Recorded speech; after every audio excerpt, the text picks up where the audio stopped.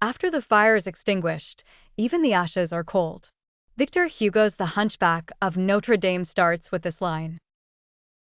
Today, we're going to talk about this book, which is written by the French author Victor Hugo. The Hunchback of Notre-Dame, like Jane Eyre, 100 Years of Solitude, The Red and the Black, and other world classics, carries significant fame.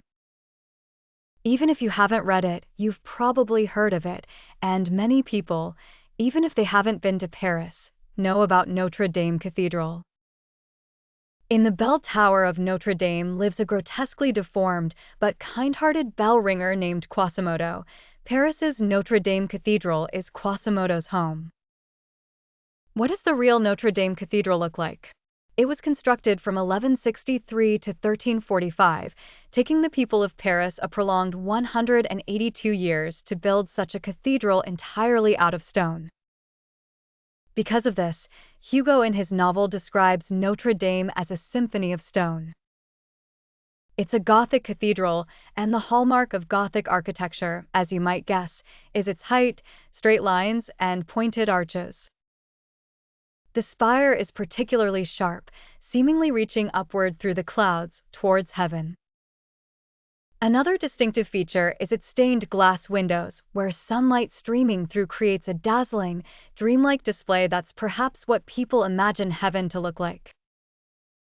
In April 2019, a piece of news shocked the world.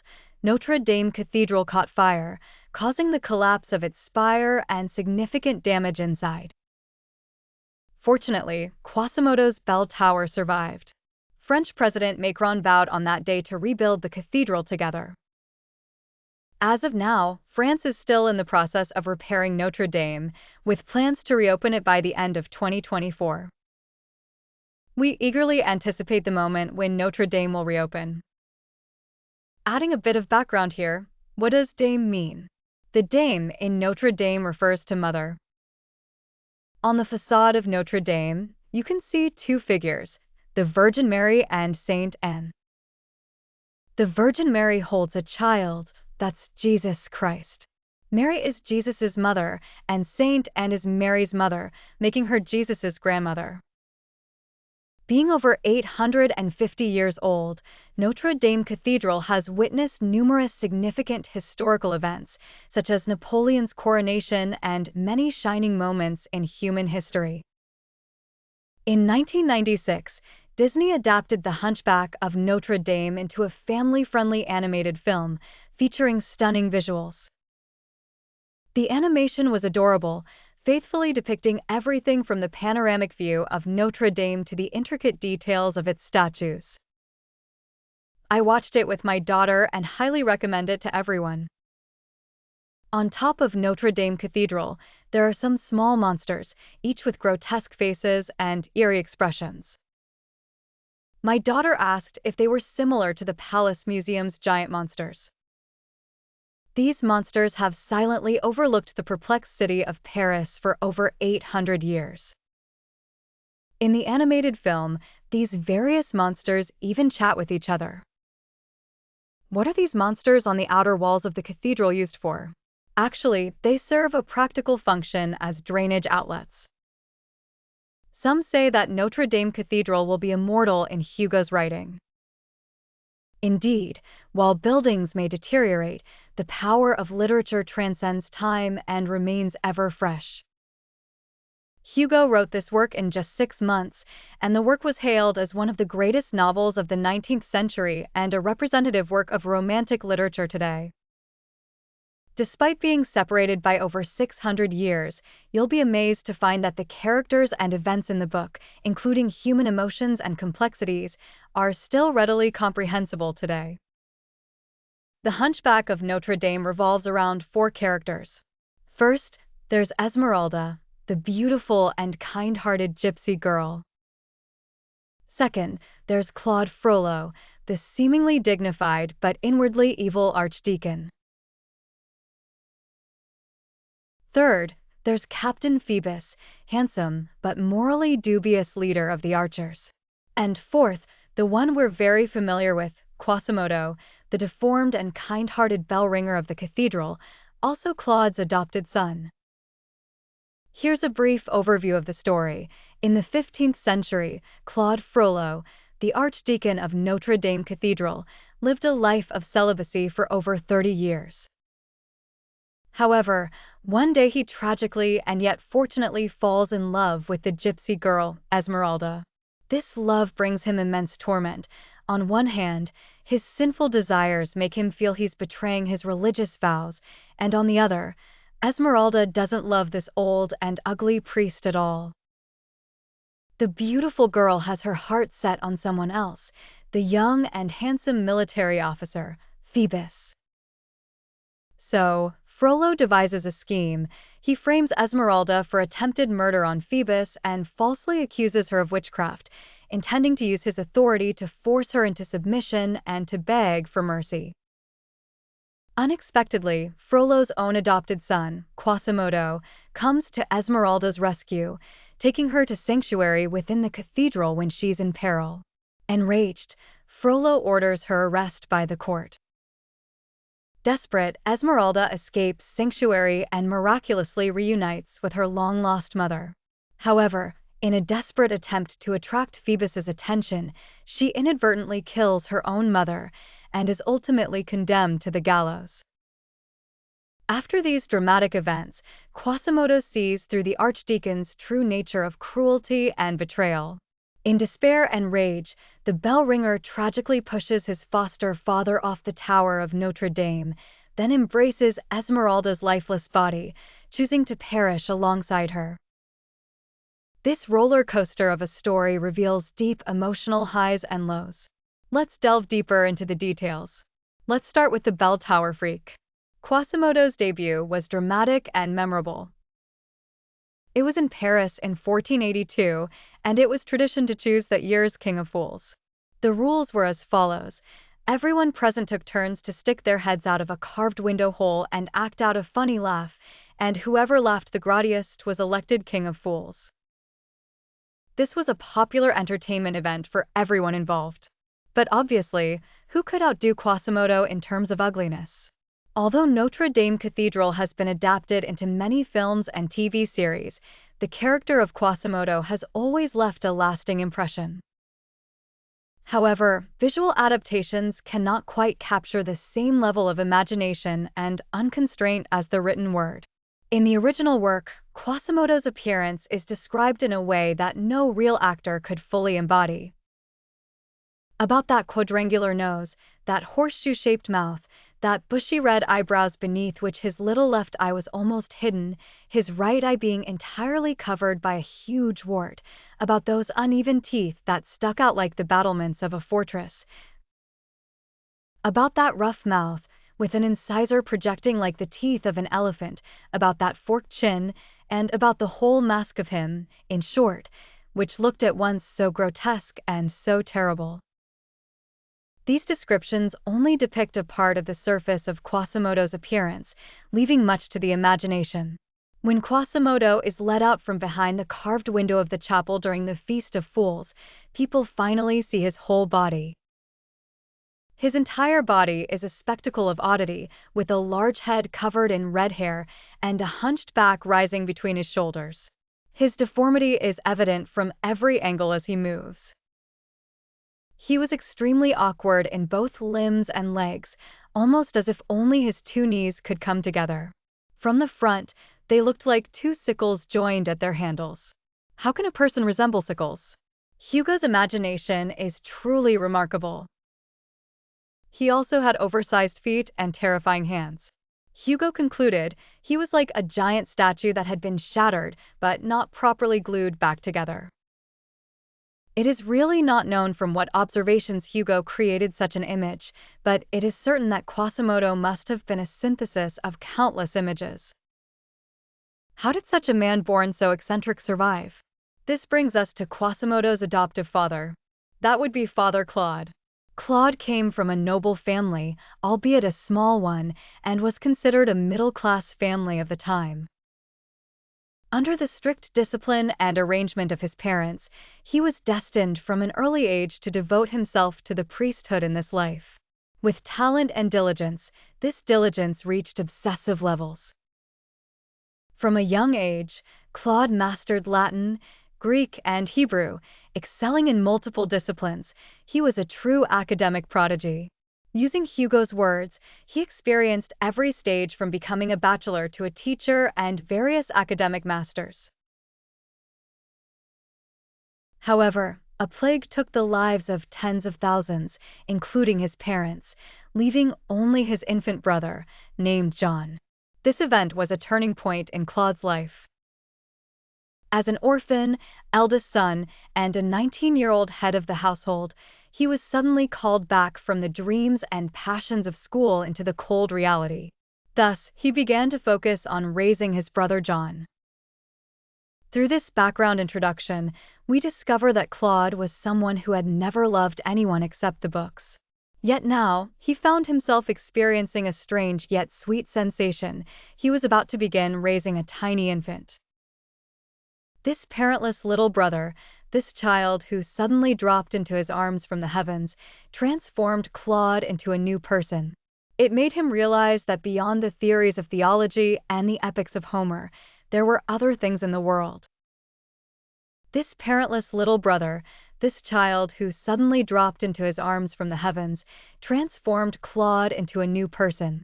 It made him realize that beyond the theories of theology and the epics of Homer, there were other things in the world. Claude experienced this feeling firsthand. He treated his little brother John with infinite tenderness, feeling the weight of a significant responsibility that made life more serious. Thus, he became even more dedicated to his religious duties. By the age of 20, he obtained special permission from the Roman Curia and became a priest at the Notre-Dame Cathedral in Paris. One Easter Sunday, as Claude passed by the cathedral, he discovered an abandoned infant on a carved wooden pallet, wrapped in a sack, only revealing a hideous head with a tuft of red hair. The child had only one eye and his teeth looked terrifying. Who is this? We all know this poor little fellow was Quasimodo, rejected from birth by his parents and left there. When Claude saw the unfortunate little thing, that miserable condition, that deformity, and the abandonment on the cold ground, he thought at once that if he himself had perished in the plague, the same sad fate would have befallen his brother, little John, left on such a wooden couch, with no one to care for him. Therefore, Claude suddenly felt a deep compassion. You see, emotions unfold in such ways. He took Quasimodo away with him, and thus Quasimodo became Claude's adopted son. By the way, Claude gave this adopted son the name Quasimodo. What does it mean? The meaning is the first Sunday after Easter. Yes, this is a completely factual statement. Quasimodo grew up by his adoptive father's side within the Notre-Dame Cathedral in Paris and eventually became the bell ringer of this church. Hugo writes in his book, as time went by, a certain intimacy linked the bell ringer to the church. Origin unknown and hideous in appearance, these twin disasters had long isolated Quasimodo from the world. Since childhood, he had been imprisoned within unbreakable dual bonds. This unfortunate man, sheltered by his religious bulwarks, had grown accustomed to seeing nothing outside. As he matured and grew, Notre-Dame was his shell, his nest, his home, his homeland, AMD his universe. Between this being and this building, there surely existed some mysterious, superhuman harmony. From a young age, he hunched his back and stretched his neck in the dark corners of those arches, crawling about without anyone knowing what he was thinking.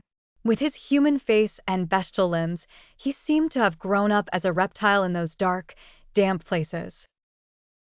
Later, when he mechanically grabbed the ropes on the bell tower for the first time and swung the bell to ring, to his adoptive father Claude, it seemed like a child speaking aloud for the first time.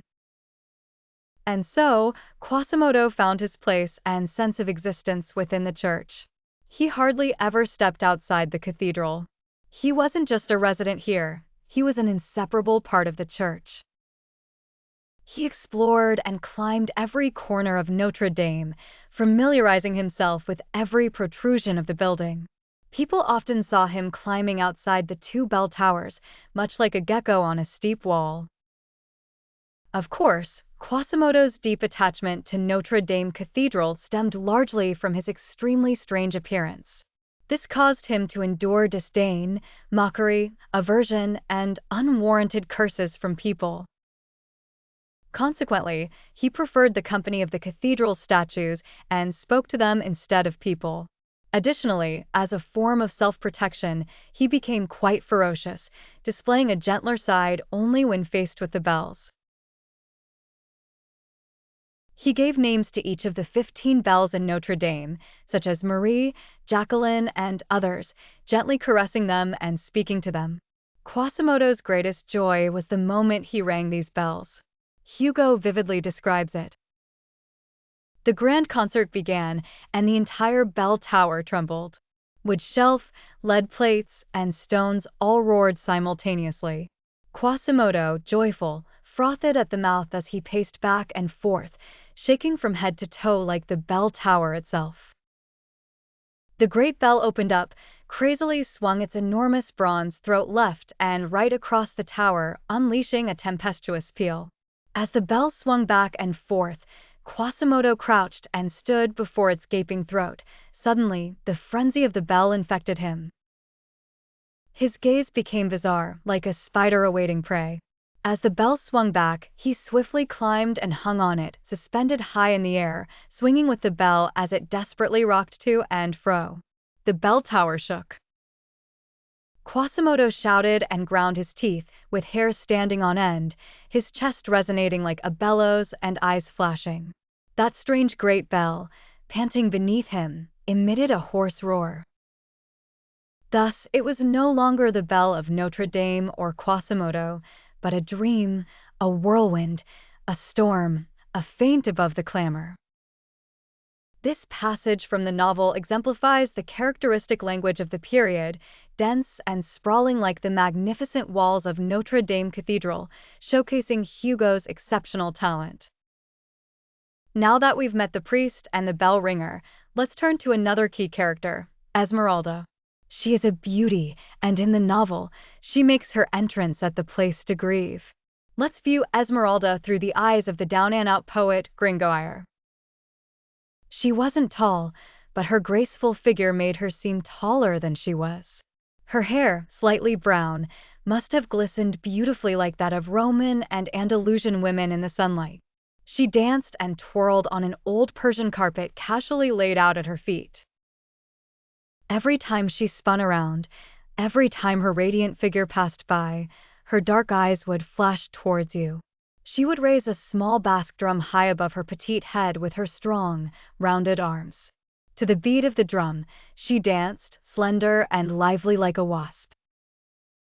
She had a melodious name, Esmeralda. She also had a white goat named Jolly with golden horns and hooves. This little goat could perform tricks and mimic the comical gestures of aristocrats. Esmeralda and her goat arrived in Paris with a band of wanderers. She danced, sang, and directed her goat to perform tricks in the square to earn a living, bringing endless joy to the people of Paris in exchange for the copper and silver coins they threw to her. Thus, the priest, the bell ringer, the down-and-out poet, and the wandering bohemian girl Esmeralda, seemingly unrelated individuals, became intertwined in a legendary tale due to a dramatic encounter. How did this fateful meeting come about? Let's return to January 6, 1482, to find out. What day was it? Since ancient times, it had been a day to celebrate Epiphany and the Feast of Fools. In the Palace of Justice in Paris, a mystery play was being performed, written by our down-and-out poet, Pierre Gringoire. Unfortunately, no one paid much attention to his work. This unlucky poet, unable to earn his fee, had no money for food or lodging and wandered the streets. On that day, as he wandered into the place to grieve, like everyone else, he was instantly captivated by Esmeralda dancing at the center of the crowd. Among the spectators was another notable figure, the Archdeacon of Notre Dame, Father Claude. Esmeralda's impact on the priest was profound, almost philosophical. He stared at her intently, his eyes filled with a magical light. Then, the procession of the King of Fools arrived at the square, including ragged vagabonds, thieves, and disabled people, along with acrobats. The newly elected King of Fools was none other than Quasimodo. He held a scepter, wore a robe, and had a crown on his head, proudly seated at the center of the procession. It was his first time feeling a sense of self-respect and joy.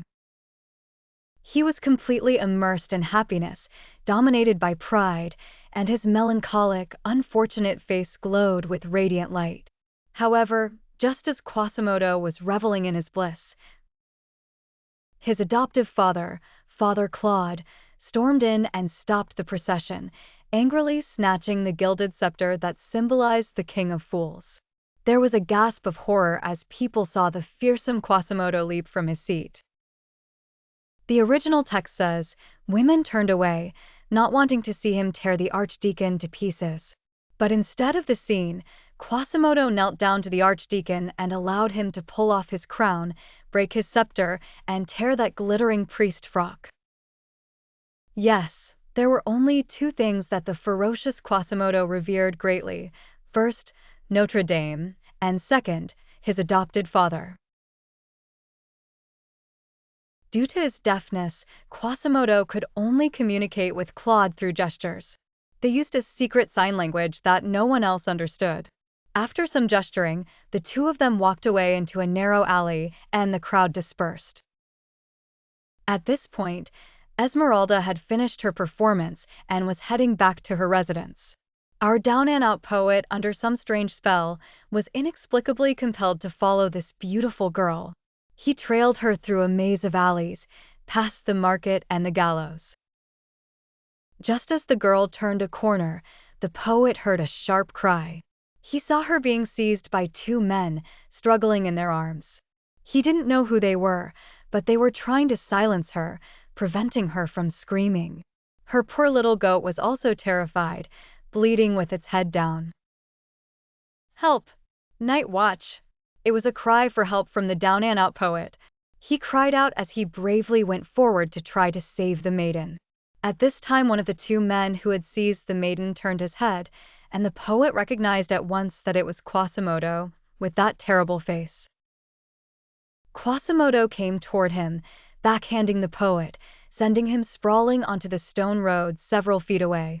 Then Quasimodo quickly turned back into the darkness, lifting the girl as if she were a silk scarf draped over his arm.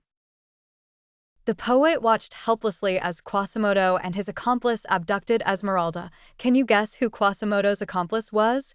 Yes, none other than Archdeacon Claude. Quasimodo would only obey his adoptive father. This time, he had come to abduct the girl under his father's orders. However, the plan didn't succeed because the poet's cry for help was heard by Captain Phoebus, the captain of the archers of the king's Praetorian Guard.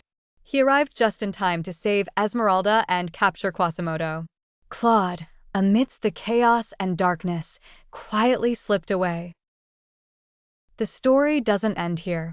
Our unfortunate poet woke up from unconsciousness to find everyone gone. He continued walking and was soon beset by three beggars.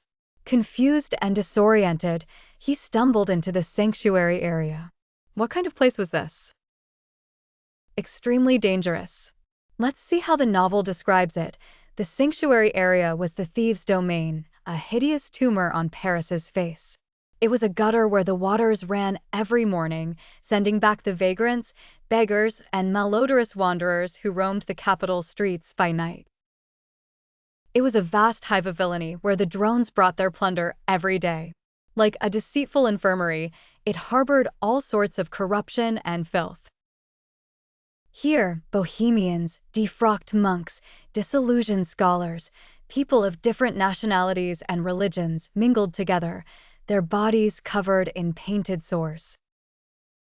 Beggars by day and thieves by night, this was a grand dressing room where all the robberies, prostitution, and assassinations of the streets of Paris were orchestrated and executed. Our unfortunate poet found himself surrounded by these denizens of the dark, who then dragged him to their leader.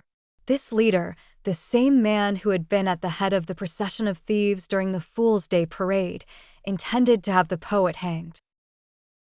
The poet, naturally unwilling to accept such a fate, entered into negotiations, and only one chance for survival remained. According to Bohemian law, if a woman stood up and declared her willingness to marry a condemned man, he would be spared. So, the poet looked around desperately. 3 women stepped forward from the crowd, including beggars and ugly old hags, but after a few questions, they all rejected him.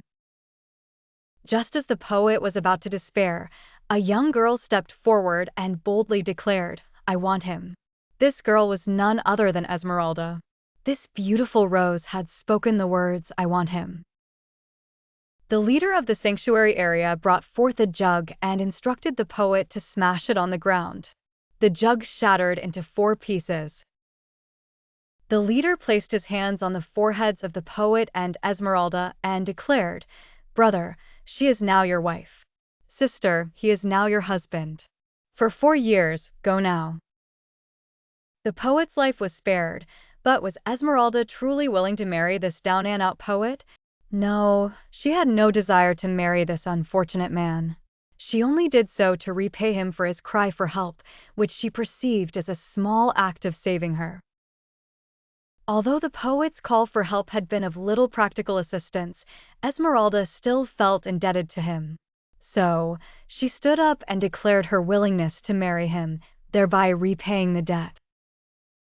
This marriage was, of course, in name only, but it revealed Esmeralda's character. She was compassionate and loyal, with a clear sense of gratitude and justice. Now let's turn back to Quasimodo. After being captured for kidnapping Esmeralda, he was taken to the scaffold at the Place de Grève to be flogged. What was the scene of the punishment like? The rotating wheel suddenly brought Quasimodo's towering hunchback in front of the executioner, who then raised his arm, swinging the finely crafted whip in the air, producing a hissing sound like a water snake. The sound of the whip cutting through the air indicated its immense force. One lash after another, the whip landed ferociously on the poor man's shoulders, with the lashes falling on his body like rain. Soon, he was bleeding from the blows, and spectators saw thousands of streams of blood running down his dark shoulders. As the whip swung through the air, some blood droplets splashed onto the onlookers. The spectators, who were disgusted by Quasimodo, showed no sympathy. They kept mocking, cursing, and throwing stones at him. Quasimodo struggled in his chains, glaring fiercely at the crowd in an attempt to intimidate them, but the prolonged whipping and torture made him extremely thirsty, and he shouted hoarsely and angrily, "Water!" Here, Hugo provides a thought-provoking description. This pitiable cry did not elicit any sympathy. Instead, it made the crowd laugh even harder. This is the coldness of the spectators. Everyone thought Quasimodo's current appearance was not pitiful, but rather made him appear more grotesque and unapproachable.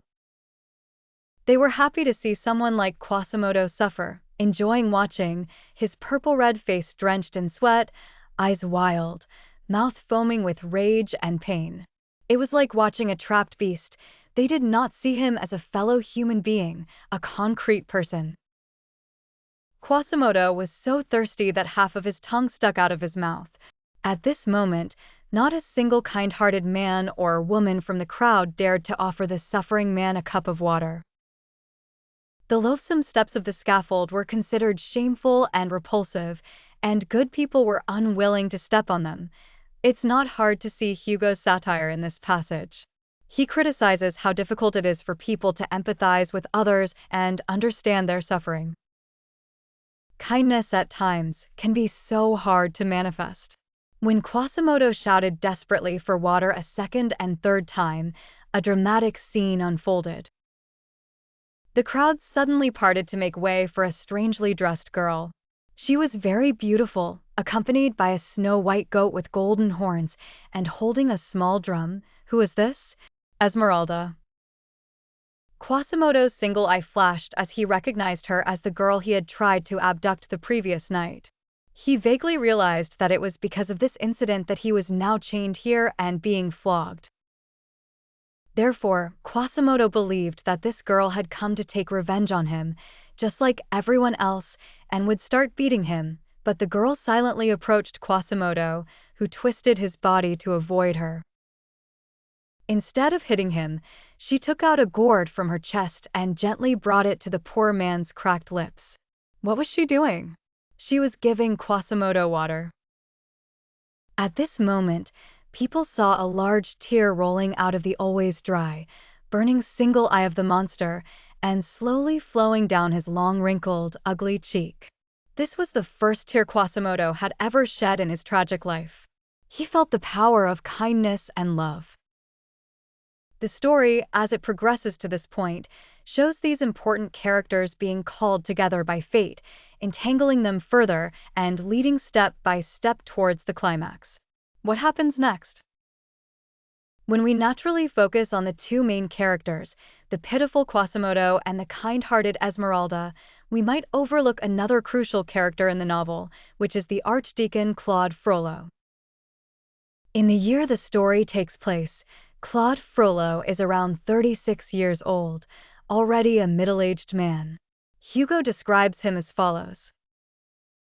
Claude Frollo was no longer the simple student of the Torchy Theological Seminary, no longer the gentle protector of a child, nor the dreamy young man who was familiar with some things and unfamiliar with others.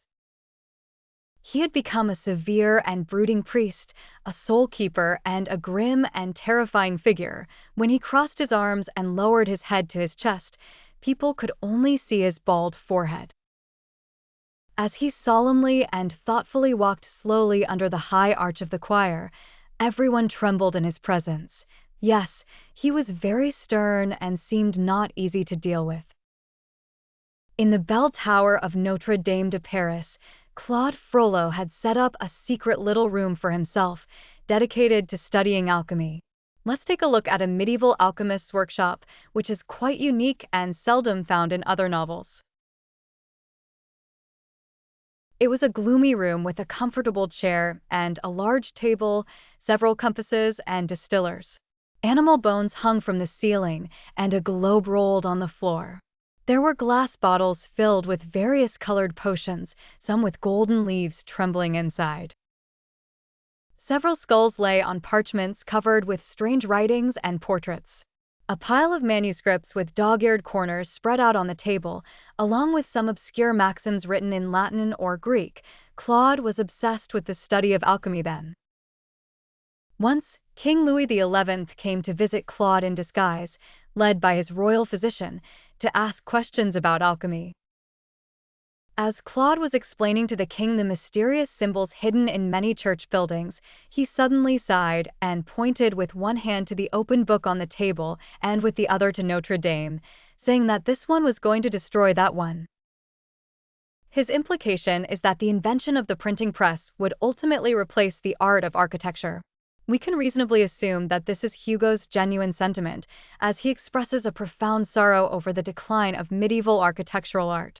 Hugo writes, "The thoughts of each generation are no longer written in the same way or with the same materials. Even the solid and enduring works written in stone will give way to those created with paper and printing, which are even more solid and enduring. One art is destined to overthrow another." We can see that Hugo is writing about the transformations of his time, with technological advancements bringing about significant changes. He metaphorically compares Notre-Dame de Paris to a book, starting from the earliest monuments to the grand cathedrals. He devotes extensive passages to describe the entire history of Parisian architectural art. Thus, the novel Notre-Dame de Paris holds research value and cultural significance beyond its literary merits.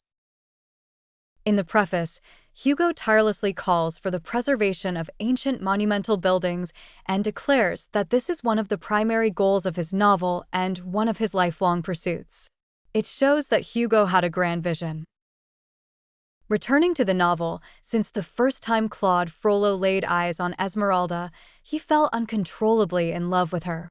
This caused Frollo immense anguish, leading him to instruct Quasimodo to kidnap the girl. He then begged the archbishop to issue a decree to expel her and even meticulously researched ancient witchcraft cases, seeking justifications to prove she should be burned at the stake. Ultimately, all his efforts were in vain, as Esmeralda continued to dance in the place to grieve every day. Claude found himself unable to rid his mind and heart of this beautiful girl. His misfortune was intensified when he discovered that Esmeralda had fallen in love with another man, Captain Phoebus, the officer who saved her that night. Since Phoebus displayed his heroic spirit, Esmeralda became irretrievably enamored with this handsome officer. At just 16 years old, she was incredibly naive. Through the voice of the down-and-out poet, Hugo described her. Esmeralda was an innocent and charming girl. She was passionately naive, understanding nothing and yet eager about everything. She couldn't even tell the difference between men and women, not even in her dreams. She was the kind who loved dancing and revelry, who thrived on fresh air like a queen bee with invisible wings, living in perpetual whirls, as this perpetually vibrant girl wholeheartedly loved the handsome officer Phoebus. She had no idea that this was the beginning of a tragic fate. This man is a complete playboy. He has been engaged to a noble lady, but he still goes around looking for women. Seeing that this beauty was in love with him, how could he let go of the duck that flew into the pot? So he decided to date this girl and possess her. Claude found out about this, so he followed Phoebus all the way to their date at the inn. Just when Esmeralda was about to surrender herself entirely, to dedicate herself to love, that furious Claude could no longer contain himself. He rushed out and, with a pre-prepared dagger, stabbed Phoebus. Poor Esmeralda was so frightened by this scene that she fainted. Claude took this opportunity to flee. When people arrived at the scene, they believed Esmeralda had killed Phoebus and she was arrested. During her trial, she endured a ridiculous spectacle, a vivid reflection of the dark judicial system of the Bourbon dynasty in which Hugo lived. Let's examine one of the absurd and ludicrous scenes. Esmeralda was brought in for questioning, alongside her innocent little goat. The prosecutor of the Royal Religious Court picked up the girl's hand drum from the table, lifted it up in a particular manner in front of the goat, and asked, "What time is it now?" The goat, with its clever eyes, looked at her, lifted its golden hooves, and tapped 7 times. It was exactly 7 o'clock at that moment. Then the onlookers generally showed expressions of fear. How could a goat be so clever? It must be a demon. And worse yet, when the prosecutor shook the movable letters inside a small pouch on the table, people saw the goat use its hoof to arrange the letters into a name, Phoebus. Everyone was shocked again. Does the goat have wisdom? Of course not. It was just Esmeralda's way of expressing her admiration for her beloved. But now, in the eyes of bystanders, it was clear evidence of sorcery. So Esmeralda was sentenced to death by hanging. On the day before she was to be hanged, Claude went to her cell and confessed everything to Esmeralda. He told her how he had fallen madly in love with her, how he had killed Phoebus, and said that as long as she was willing to be with him, he could help her escape, and they could run away together, far and free, sparing her from the gallows. Claude even crawled to Esmeralda's feet, begging without any dignity, saying, "If you have any compassion, I beg you not to reject me. Show some mercy. If you came from hell, then I will go back with you. Everything I have done is for this. Your gaze is more lovely than God's." As soon as she heard these cheesy words from the priest, it was clear how mad he had become. However, what did Esmeralda think? This was a madman who had killed her lover, so besides fear and extreme hatred, she couldn't possibly feel anything else. So Esmeralda rejected the priest, insulting and cursing him. Claude was completely despairing. He decided, if I can't have her, then no one else will either. Let her die. According to the law, Esmeralda had to go before the priest for her final confession before being executed by hanging. The priest who was to hear her confession was none other than Claude. So, in the square in front of the church, Claude stood there sanctimoniously, seizing the opportunity to approach Esmeralda once more, begging her to flee with him. If you don't leave, you're doomed. But he was rejected once again. Thus, Claude loudly pronounced Esmeralda's fate, ordering the executioner to take her away to be hanged. After making this decision, Claude was also in despair. He couldn't bear to watch what was about to happen, so he fled alone. Claude alternated between agony and jealousy, imagining a life together with Esmeralda, imagining tender intoxication. Then he would think of the noose tightening around her fair neck, strangling her, and this would cause him to break down in pain. So Claude ran uncontrollably until dusk. He wanted to escape nature, life, himself, humanity, even God. It was a process of collapse. Here, Hugo's depiction of despair is deeply penetrating. Love is merely a common spark, whereas despair, for whatever reason, carries philosophical significance. However, psychologically and philosophically speaking, escape is futile. Whether facing immense pain, despair, or joy, the only way forward is to confront it directly. So what happened to Esmeralda in the end? Just as soldiers were preparing to put Esmeralda back into the prisoner's cart and send her to the gallows, this woman actually saw, standing on the corner balcony of the square, a person. Who was it? It was Phoebus. Yes, Phoebus was actually alive. Esmeralda's heart filled with excitement and joy at seeing the young officer she loved was still alive. But unfortunately, although her lover hadn't died, Phoebus didn't step forward to clear Esmeralda's name. The terrifying gallows still awaited Esmeralda. It was clear that this officer didn't truly care about Esmeralda at all. At that moment, Quasimodo appeared. As the executioner prepared to carry out the order, the peculiar Quasimodo suddenly leapt over the railing in front of the building, using his hands, feet, and knees to grasp the rope. People then saw him descend like water dripping down glass, sliding along the wall in front as though leaping from a rooftop like a cat. He swiftly ran towards the two assistants, knocking them down with his enormous fists, and lifted the gypsy girl as one would a doll, then swiftly disappeared into the church. The bell ringer raised the girl high above his head, shouting in a terrifying voice, "God! God!" And the people echoed, shouting the same, clapping their hands joyously. Quasimodo's single eye gleamed proudly in that moment. What had happened? At that time, there was a law stating that even criminals condemned to death were protected once inside a church, deemed inviolable under divine sanctuary. Without a doubt, Quasimodo had acted heroically, rescuing his beloved and defying the grip of justice. He felt immensely proud. Thus, with the power of God, Quasimodo shattered the authority of those officers, judges, executioners, and the king himself. And so, Quasimodo took Esmeralda away, settling her in a small room beside the tower, providing her with clothes, food, and bedding. Esmeralda lived in the church, deeply moved yet still wary of Quasimodo. When she slept, Quasimodo watched over her secretly, guarding her door. When she woke, he silently withdrew to remain unseen, humble in his devotion to the woman he loved. Esmeralda couldn't help but feel moved by his actions. She pulled Quasimodo close to her, looking upon him with sympathy for his many flaws. Poor Quasimodo said, "I have never understood my ugliness as clearly as I do now.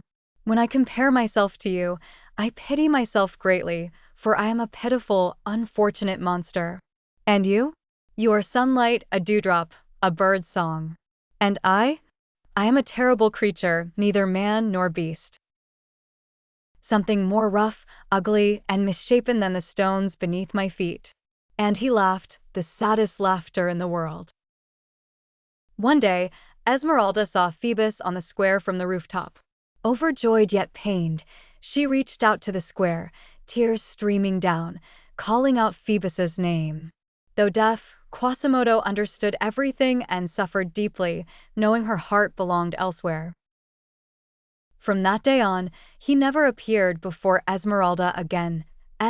Everyone wonders, if Phoebus hadn't died, wouldn't Esmeralda's murder charge have collapsed on its own? Why couldn't she regain her freedom? Yes, because Phoebus did nothing to help Esmeralda clear her name.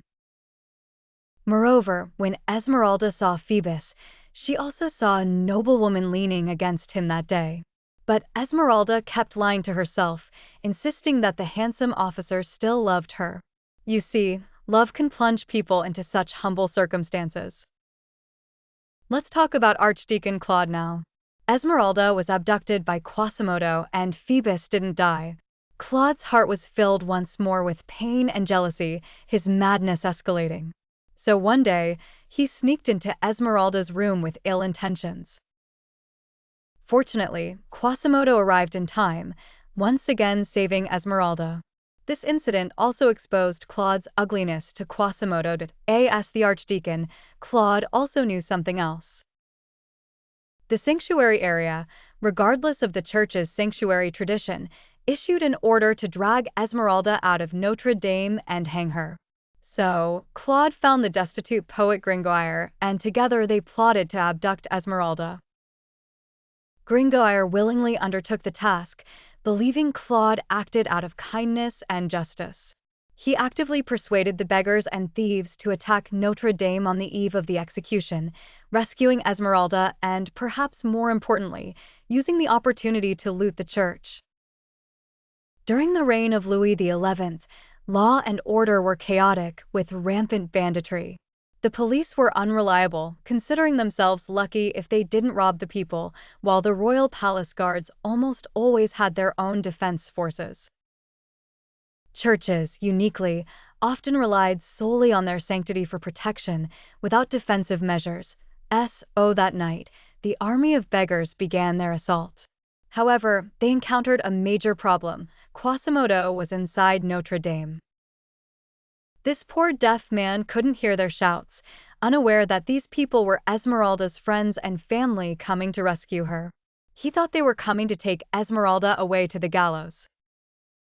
Therefore, Quasimodo did everything in his power to protect his beloved girl. He engaged in fierce combat against hundreds of men. The beggars used hoes and shovels to break down the church doors, while Quasimodo hurled a massive beam down, crushing 12 people. The mob used this beam as a battering ram against the doors, so Quasimodo pushed down large stones prepared in advance, smashing them on their heads. Then the wandering army didn't give up. They took turns attacking, and it seemed like the doors were about to give way. In his desperation, Quasimodo had a brilliant idea. He lit bundles of lead sheets in 2 stone troughs directly above the main doors, letting the molten lead flow down like lava onto the heads of the beggars pounding the doors. The scorching liquid burned them horrifically. The people screamed in agony, finally realizing who was resisting them in the firelight. They said it was the bell ringer Quasimodo, but many insisted it was some ghost of a nobleman, not just Quasimodo.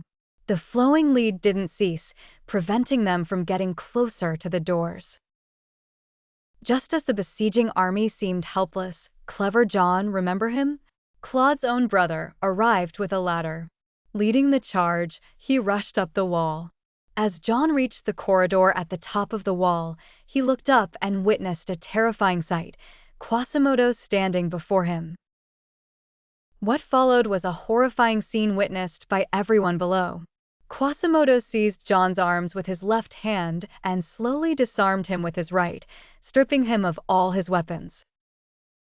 Sword, dagger, helmet, and armor, as if he were peeling a walnut as a monkey. Quasimodo stood upright on the balcony railing, holding John's legs upside down, swinging him like a slingshot in the air. Then, A sound like a coconut shell smashing against a wall echoed. Something fell and landed a third of the way down the building, coming to rest at a corner. It was a corpse. John lay crumpled, his back broken, his head shattered, lifeless. This sight shocked the crowd, then unleashed a frenzy of bloodlust in human nature. They angrily shouted and brought ladders from all directions, assaulting Notre-Dame. Even with Quasimodo's extraordinary strength, he couldn't hold this place any longer. Just as he neared despair, the king's army arrived and routed the ragtag army of beggars. Exhausted but overjoyed, Quasimodo hurried back to Esmeralda's room, intending to kneel before her and assure her that everything was fine. But the room was empty. Esmeralda was gone. Who had taken her away? This, it turns out, is the scheme of the poet Gringoire, taking advantage of the fact that the beggars are attacking from the front with great fanfare to draw away Quasimodo. The poet and Claude then quietly slipped into the church through a small side door and took Esmeralda away. Esmeralda recognized Gringoire and thought she was safe now, believing they had come to rescue her. She followed the two men and crossed the Seine in a small boat. However, unbeknownst to her, our destitute poet, under Claude's threat, abandoned Esmeralda.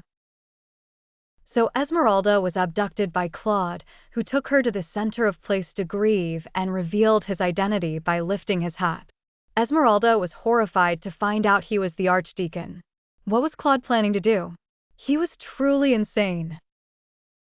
He pointed at the gallows and said, "Now, between the gallows and me, you can choose one."